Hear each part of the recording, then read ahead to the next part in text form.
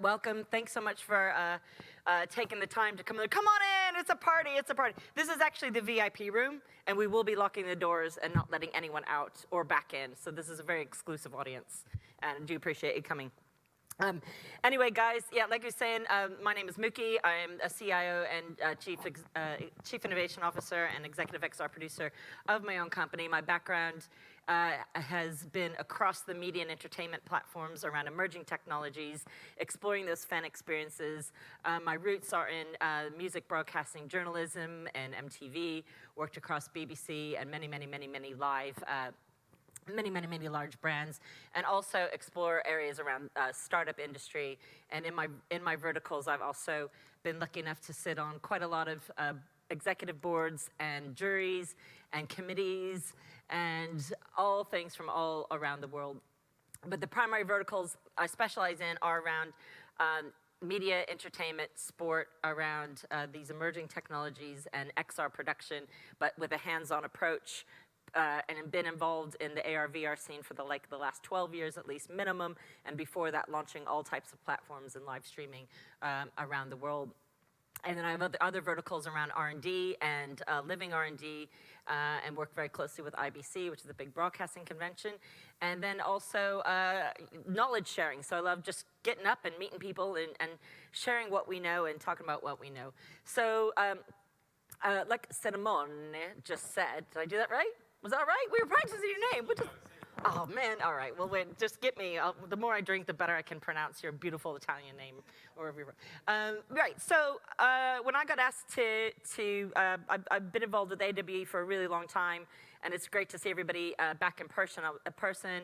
Was on stage yesterday talking about diversity on the main stage, and then other creative stages kind of covering around the M word, as we know. And I got asked to do a solo talk, a keynote like this, and I really wanted to share a little bit more information around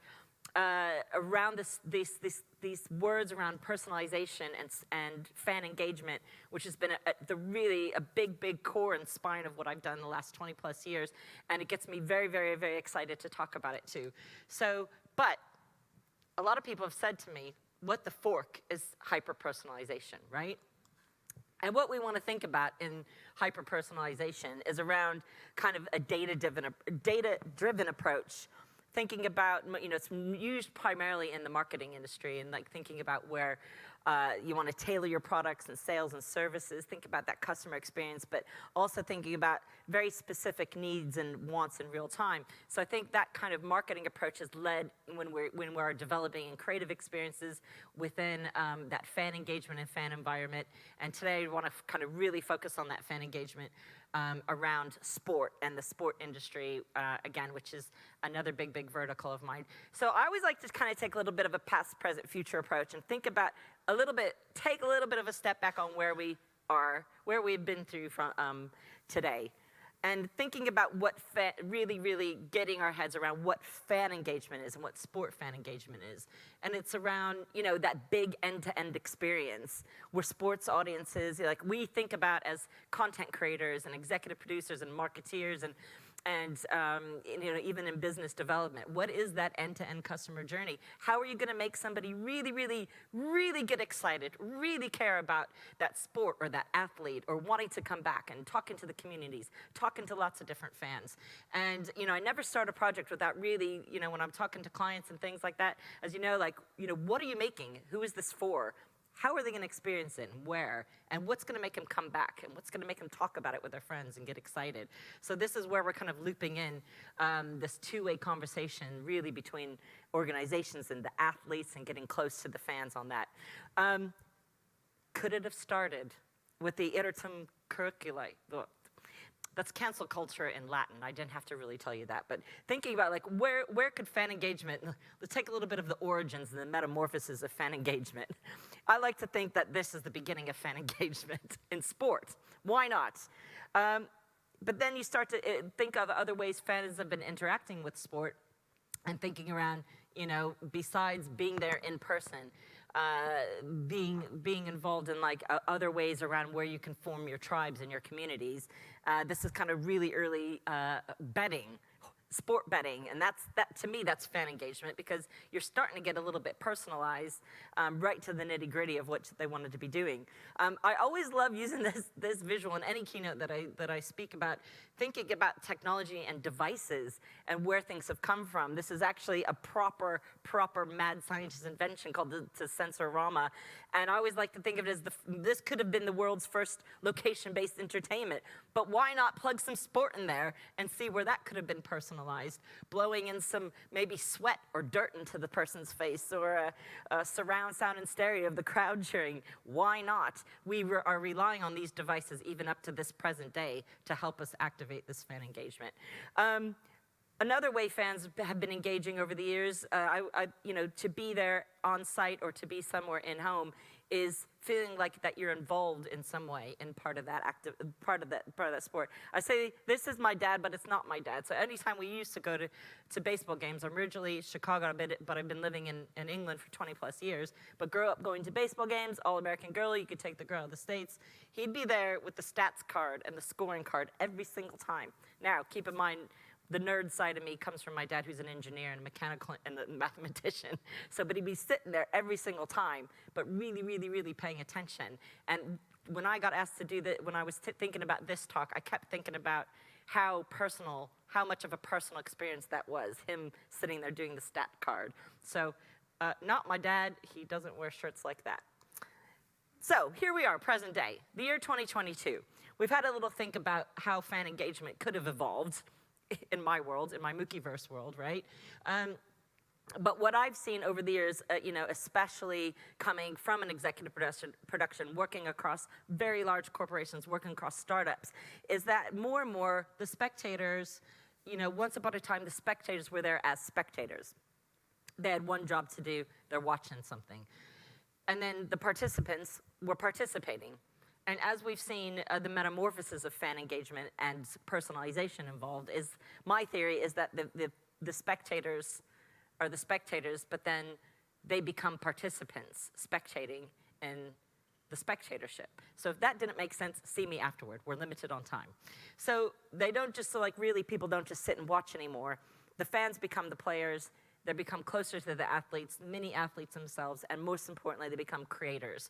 And this is where now, in this present day and age, we know that user-generated content, and I kind of hate that word too, but we're all creators, and we see these tools and techniques being developed, inching more into the way. So present day times, dudes, or douchebags. They're kind of a bit of more of a douchebag side, isn't it? So I do want to apologize for the dodgy visuals on here too. I had a little corrupt file earlier. But we work in tech, right? We just switch it off and on. Again, it's all good.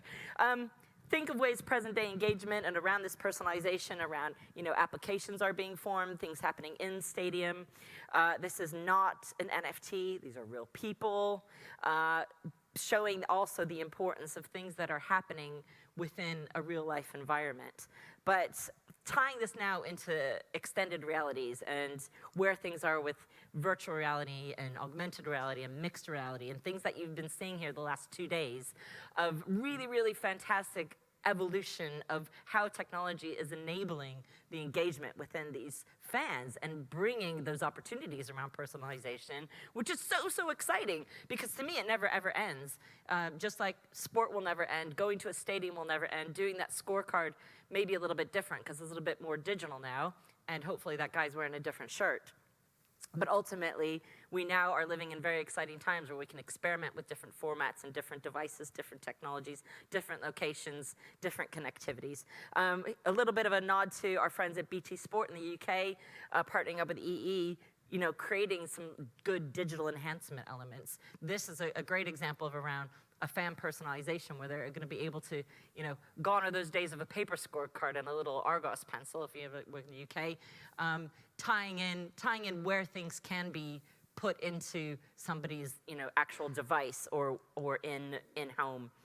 In-app. So this take it in-home and also in stadium, where they've been developing augmented graphic overlays. So you can see this being put through in several stadiums around the UK. And this is also another example around football or soccer, wherever you're coming from, how Ticketmaster's 3D virtual venues are bringing these stadiums to life and letting fans be involved in the stadium and choose their seats or choose what they want to be eating and having food delivered to their seat. That's a little bit around hyper-personalization, not so much the data-driven one, which I'm going to get to in a moment. But then here's another, the famous group on a really amazing production company who I feel agree with this headline around upping the ante around what is happening inside a stadium and at an actual event, and how how these kind of really big eye-popping experiences are combining something that's real life, real time, personalized in a device, and then output into another community where fans are interacting and engaging with each other here. Tying in some three-dimensional storytelling around, again, the rise of XR in sport and VR within the virtual reality environments. We've also seen this in the expo floor. Come on in, gentlemen, take a seat. I don't want to call you out, but I will. Okay. Where we've seen this on the show floor, more and more around the VR headsets and things that are happening that we know that we're going to be able to be engaging with people, but that is tying in with kind of major franchises and how worlds are being built specifically around audience engagement and athlete engagement. And then where these things are coming into. I don't really agree with this statement around move over VR, because VR is only going to get more advanced. We've seen some of the hardware out on the floor again, and things just like reminisce around, if you remember 2001, hands up in the room, who was here? Yeah, okay. Once upon a time, there were mobile phones this big. Phones started to get a little bit smaller. 2001, 2, 3, 4. We were creating content for these tiny, small devices that soon became faster, and they soon became more clever. So therefore, our content had to become more clever. And I always love comparing, it's this fast forward 20 years later, and the sophistication around some of these devices and how they are changing the way that we produce and the way that we plan a fan engagement. So within that, just like a little mini overview around personalization, about a bit of super personalization in present day, and moving on into a little bit more of the data-driven and fans wanting to be closer to the athletes as well, which is this. So tying in just a quick nod, because I'm conscious of time, around how so many of these experiences wouldn't be able to exist without some of the kind of core production techniques around volumetric capture, motion capture, authenticity. Remember, an athlete will always be the owner of their own IP and likeness and image in a still photo or a video photo. That still applies to a three-dimensional model. That still applies to an avatar. So things are becoming, I've had really amazing conversations with some of my lawyer friends recently around where does this IP sit in these worlds that begin with M and end in a verse that have not been built yet and are becoming a little bit more democratized as we build these worlds together. A little bit of this core talk around the hyper-personalization and how the data's fit in. I wanted to present a case study of one of my favorite projects I've worked on the last year or so, involved with IBC, which is the International Broadcasting Convention. And this has come through the accelerators, which brings together big champions and who are the broadcasters or tech companies and vendors and suppliers. And they come together to form a mini consortium, develop a proof of concept in about 3, 4, 5 months' time, and that gets presented at IBC in Amsterdam. So what these are R&D, living R&D. They're proof of concepts. There's no wrong or right answers, but it's a great platform where we've been able to really explore, throw the spaghetti against the wall, see what sticks, and then apply that to real-world use cases. So if I'm not talking too fast, if I'm talking too fast, thank you, very, very sorry. But we have a lot to fit in. Don't we? We have a lot to fit in. Okay. Yeah. So we also were lucky enough to present this at the Commonwealth Games a few months ago. So it was really, really amazing to have this case study presented in front of really high up in the sporting industry in Great Britain, in the UK, and be part of the Commonwealth Games there and really be thinking around that. These are some of the companies that have been involved in the accelerators, but I'm going to just skip that slide. The original concept was coming around 2001. We wanted to explore a multi-person player video game around virtual reality from the Park Playground in Belgium. Any Belgians in the house?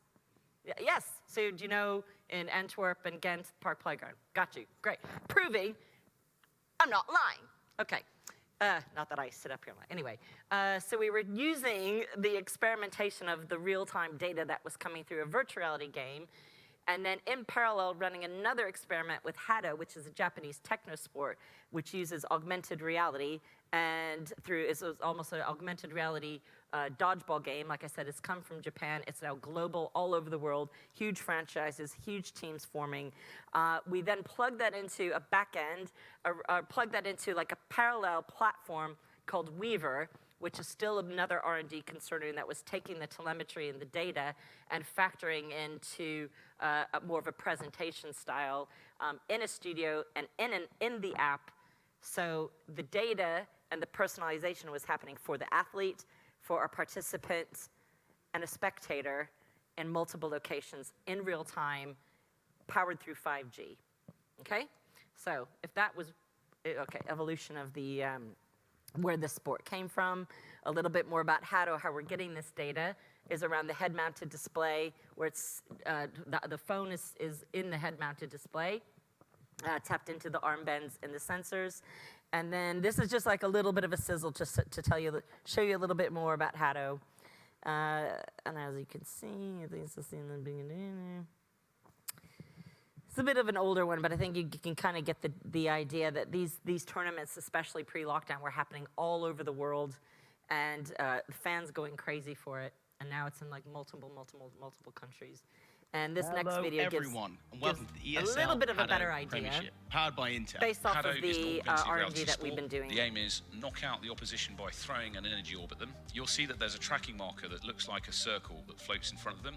That's got 4 segments. When you knock out all 4 of those segments, you're basically getting a point for your team, and you're knocking that player out for 3 seconds, and then they come back in. What you'll see is the game's a lot about pressure. And if you can overcome that pressure and find opportunities to shoot the other team without moving your head too much, you're going to win. It's the first tournament that we're running in partnership with ESL. It's running at Insomnia. It's a huge event. It should be good fun. Right, Here we go. Here we go, straight into it. Whew, I'm excited. Come on, Blue, you can do it. Probably not, but at this point. Oh, did you see yeah, that? good. Jump shot. Nice jump shot. Good work, Wow. boss. The boss can still do this. They can do it. Cheering for the Just an opposite example of the gameplay. I'm going to kind of move Always for swiftly the on. underdog. Always for the And underdog. I tell you, I'm just going to that fade was- down from there. So in the app, the personalization from the data is coming through hits and dodges and ducks, rolls, misses. Fans are able to engage through the app, like very traditional kind of audience engagement around the likes and the emojis and sharing and the community that's around it. And the way that we're implementing the analytics side of things through the AI, through the AI-backed very fan data and the data-driven around, where these kind of seamlessly drop. So we're looking for frictionless fan engagement. We're looking for frictionless experiences, and through our 5G testing, we were able to kind of really achieve a lot of that as well. And yeah, so kind of taking it from a live and in-demand experience, making something interactive and immersive and personalized through a multiple headset, through multiple platforms, through multiple devices. Another area of personalization, the choice is yours. Not everyone likes a headset on their face. And let's face it, ladies, they're not made for women's heads. We know that. Just thought I'd throw that out there, if any headset manufacturers in the house. But relaying into where else these fan experiences could go. So I'm gonna I have a couple extra videos, but I'm gonna be around after, and I can always kind of share some of this as well. But with the Weaver integration, there's also Twitch overlays. This is kind of showing how this is done with the graphics, and then things that were happening in studio, and how a 3D world was built using the augmented layers in studios and the graphics, which are then converted over into a 3D world on a browser-based and within an app. And this is a little bit of behind the scenes on how we made the production, and using actors and the athletes marked up through a marker motion capture done through Neutem, or based in Florida, and came over to London and Twickenham Studios for the production. We were able to take the data from the mocap, from the athletes, and enter that in through Unreal Engine into the 3D world. In parallel, having a presenter marked up in mocap. So we had a real-life presenter and an actual avatar presenter. And I think this is a little bit of a, yes, our preview session. So I'll show you little snippets of this, of what that's achieved. You know that video? And it won the award. It won the Project of the Year. There we go. So what the project did is then carry on into 2022 was to kind of up that game and see where else we could push the limits into that.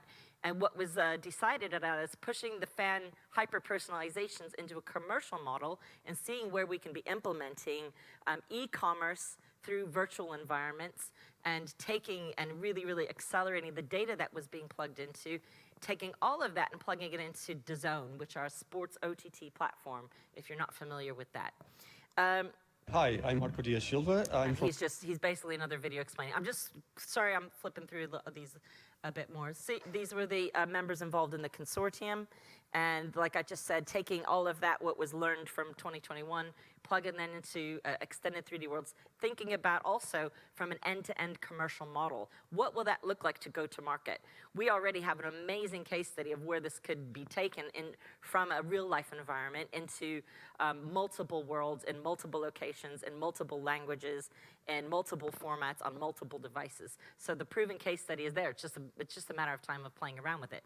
And again, what I'm sharing with you today is an R&D case study, and this is where I believe there's no final answer. We're all still learning this together, and we're also trying to explore. But it really still goes back to, what do you want to be making? Who is it for? How will people be understanding and learning this? And again, the learnings around this were really kind of showcasing where this fan engagement comes from. Thinking about the content, number one, what is the creative? What is it that you want to blow people's minds with, right? Where will that be sitting? Thinking about the thinking about the interface, the device.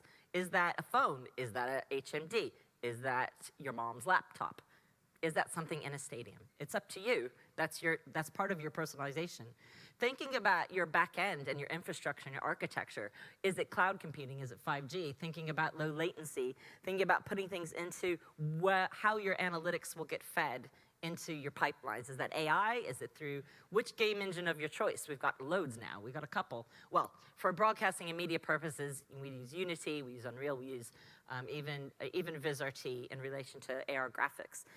The motion tracking, again, exploring with on motion tracking and also markerless motion tracking, thinking about what you want to be capturing. And then the third part here, this little bit down here is like, where will people enjoy this? How will they then go back and then tell their friends about it?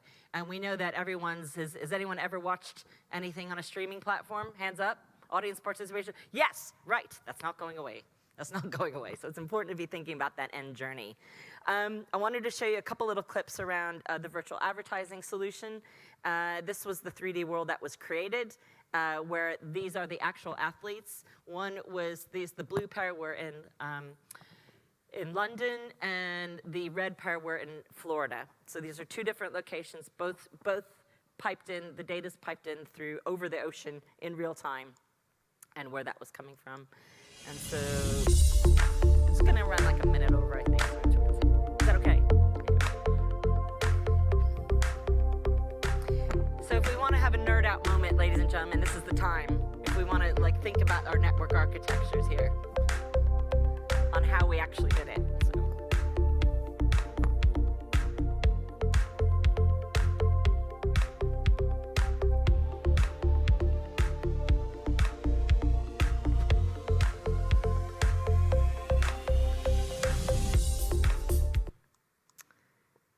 And then there's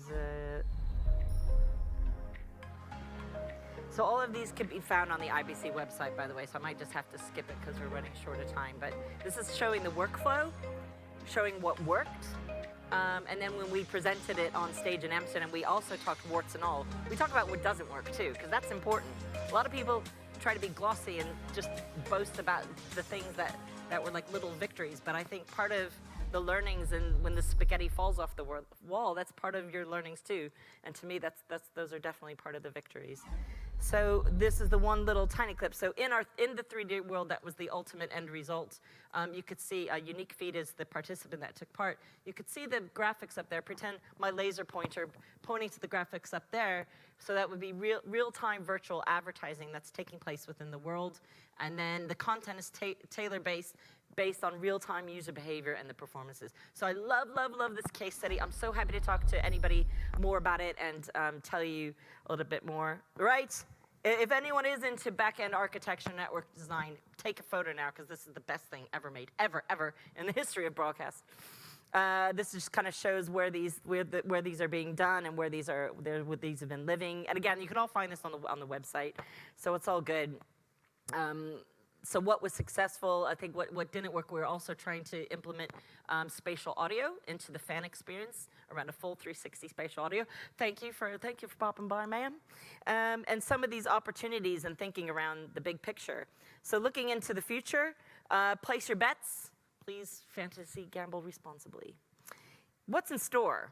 You know, we're here. We're all part of this community together. We've been together for 2 days. We've seen things on the expo floor. We're all part of the same XR fam, and we're learning from each other. And I've met amazing people the last couple days that are working in XR e-commerce, that are working in healthcare, that are working in engineering, they're working in enterprise, they're working in other 3D worlds that might start with an M and end in a verse. I don't know. To discuss later. And our Metaverse Combat Federation, I apologize for the typo. My friend Luke's here in the audience to tell you a little bit more about that. But where these opportunities are in sports are really, really, really bringing together real athletes in our 3D worlds in real time, mixed martial arts, and the fan integration. So all of this is in development. Keep your eyes peeled for 2023. This time next year, I'll be able to give a great case study on our friends at the Metaverse Combat Federation. Please excuse the typo. And also really thinking about the devices again, too. I love exploring where the hardware is going to take us. But really, we do rely on our creativity and how we're connecting with the fans to kind of reveal some of that as well. And I know the M word, to me, you know, we still have a long way to go, my opinion, and it is around lots and lots of companies cooperating, thinking about that connectivity, you know, what can we do in the next year to 5 years to 10 years. But once we have a little bit more operability, I think the opportunities around fan engagement and the personalization of that. So I think it'll be a quantum leaping hyper-personalization into that too. And again, little cheat sheets to be thinking about. I've just rattled them off here around, you know, what can you be doing with interactive three-dimensional content that will soon be 4D? Thinking about digital humans and avatars, thinking about the tools and techniques, thinking about wearables and haptics and AR glasses. So the little couple nuggets just to inspire you. And I just want to say thank you very, very much. I know there's lots going on here, so really appreciate your time. And I'll be available for coffee, tea, weddings, bar mitzvahs, beers. And thank you very much. Back to Evo. Thank you.